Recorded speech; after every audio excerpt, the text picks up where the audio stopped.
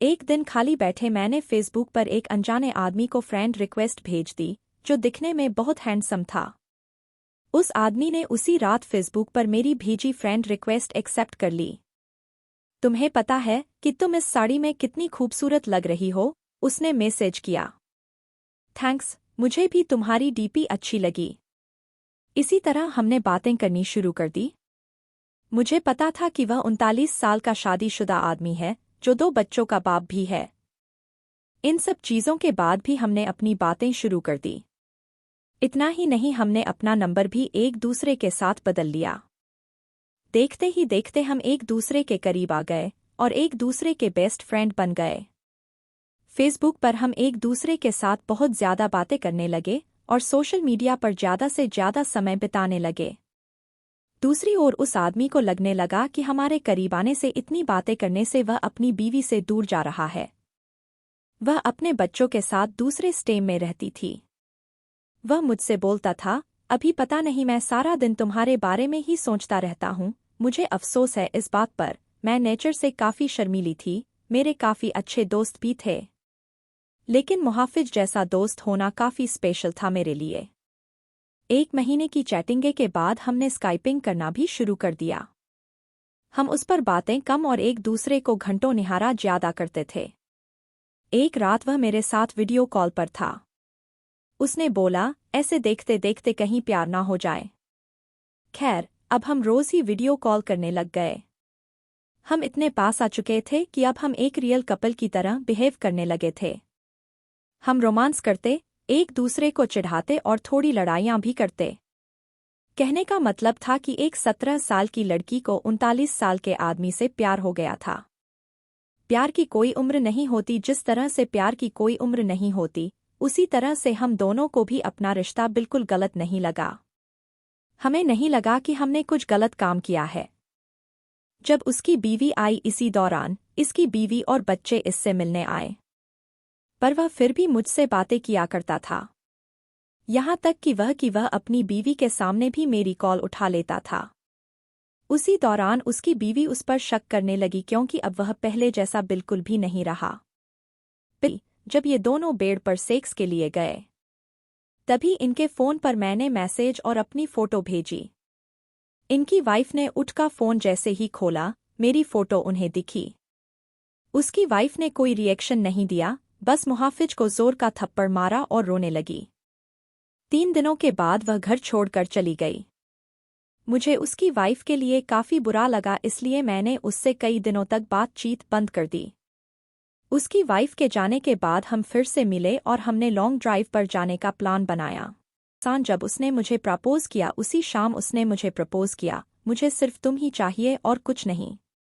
अपनी जवानी में मैं काफ़ी सारी लड़कियों से मिला, पर तुम ही एक ऐसी लड़की हो जिसने मेरा दिल चुराया है। वहाँ कुछ देर के लिए शांति छा गई।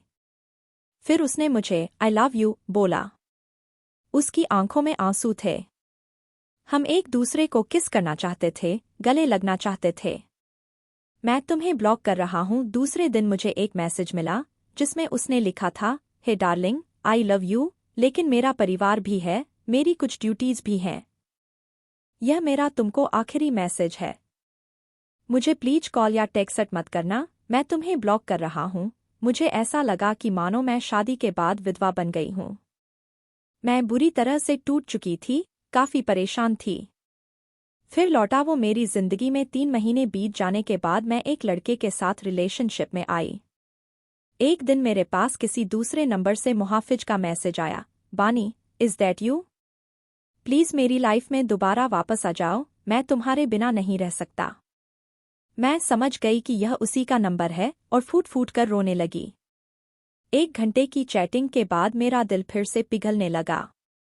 मेरे बॉयफ्रेंड को इन सब चीज़ों के बारे में कुछ नहीं पता था।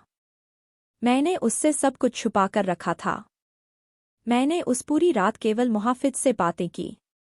उसने मुझे घर पर लंच के लिए बुलाया। एक दिन मुहाफिज ने मुझे अपने घर पर लंच के लिए बुलाया था।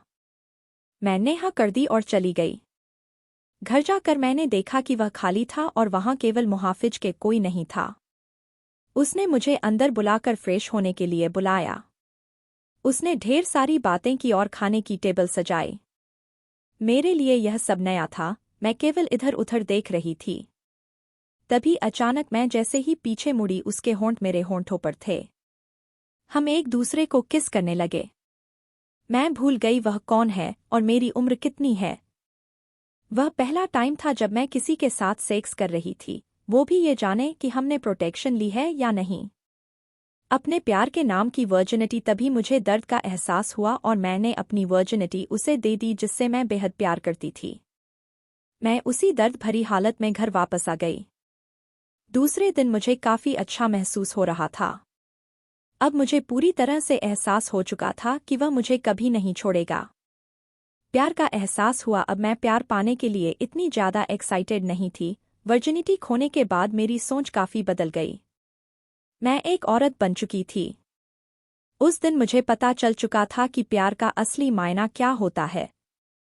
एक दिन मैंने अपनी फीलिंग्स के बारे में मुहाफिज को बताया और बोला कि मुझे हमेशा के लिए छोड़ दे। उसने कहा कि कोशिश करेगा। धीरे धीरे मुहाफिज का नाम मेरी जिंदगी से मिटता चला गया। वह हमेशा रहेगा मेरा पहला प्यार। मैंने उसका नंबर डिलीट कर दिया और उसने भी मुझे ब्लॉक कर दिया। मैंने फिर उसे कभी ट्रेस करने की नहीं सोची, लेकिन उसकी यादें आज भी मुझे डराती हैं। मैं खुश थी कि मैं इस अजीब से लगने वाले रिश्ते से बाहर आ गई, लेकिन आज भी वह आदमी मेरा पहला प्यार रहेगा। मैं भगवान से दुआ मांगती हूँ कि मुझे जब भी कोई दे तो वह एकदम मुहाफिज जैसा हो।